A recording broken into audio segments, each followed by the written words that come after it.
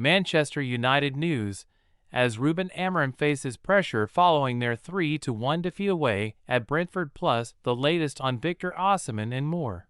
Hello and welcome to the Manchester United transfer blog on Sunday, September 28. Pressure is once again increasing on Ruben Amorim following United's 3-1 defeat to Brentford. The result leaves the club in 14th, behind Saturday's opponents who leapfrogged them as they ended their run without a win. United failed to make it back-to-back wins once again, and their wait for successive triumphs in the Premier League will go on after they last enjoyed that feat in March.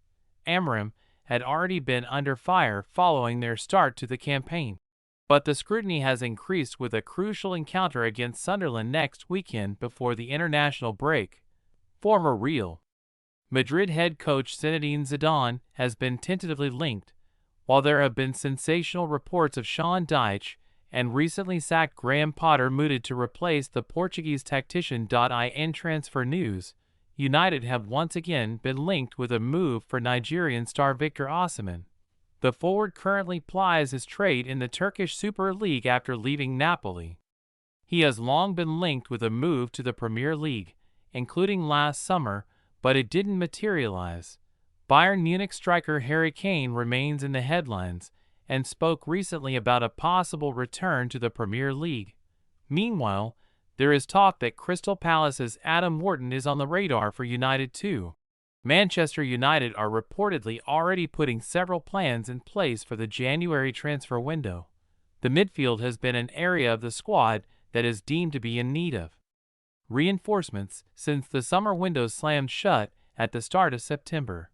The Express have reported that Atletico Madrid star Conor Gallagher is a target for United. The report claims that the former Chelsea midfielder is a plan B for United in the event they fail in their efforts to bring Baleba to Old Trafford. Manchester United are reportedly already putting several plans in place for the January transfer window. United are still reeling from their fourth defeat of the season, a 3-1 defeat away at Brentford on Saturday afternoon. The loss came after the Reds managed to beat Chelsea last week, but they could not build on that foundation and missed out on getting another win under their belts. The defeat has piled further pressure on Ruben Amorim's position as United head coach, but it's not stopping transfer rumors doing the rounds going into the January transfer window. The midfield has been an area of the squad that is deemed to be in need of reinforcements since the summer window slammed shut at the start of September. Brighton star Carlos Baleba has been heavily linked with a move to United over the last few weeks. However, it seems that the Reds have a plan in place to pursue a different midfielder should they fail to sign the Seagull star, who is said to be valued at around £110 million. The Express have reported that Atletico Madrid star Conor Gallagher is a target for United. The report claims that the former Chelsea midfielder is a plan B for United in the event they fail in their efforts to bring Baleba to Old Trafford. It has been reported that Atletico value Gallagher at around £50 million ahead of the January transfer window.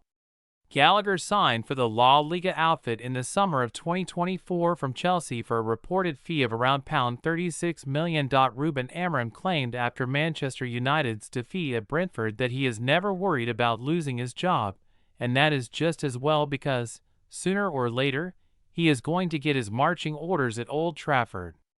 The results speak for themselves. His team have lost 17 of their 33 Premier League matches, while winning just 9 times. If you want to find a United coach with a worse win percentage in the league, you have to go back to before the Second World War. While United's fan base is far more supportive of coaches than at most other top clubs, patience with Amorim is running thin. After the limp surrender at the G-Tech Stadium, social media was awash with calls for the Portuguese to be sacked. The pundit class were also baffled as to how the Portuguese could continue to struggle on with results as bad as they are. You look at it, and he only has a win percentage of 1% more than Graham Potter, who has been sacked. How is he still in the job? Asked Martin Keown on the BBC. We can talk about the owners backing him, but ultimately it's just not working, said Micah Richards. I don't see where Manchester United go with this unless they change manager," added Ashley Williams. While all good managers should have a vision and a philosophy, adapting to your players' strengths and trying to make the most of them is part of the job. Amorim, though, has refused to stray from his 3-4-3 formation, and he has made his stubbornness his unique selling point.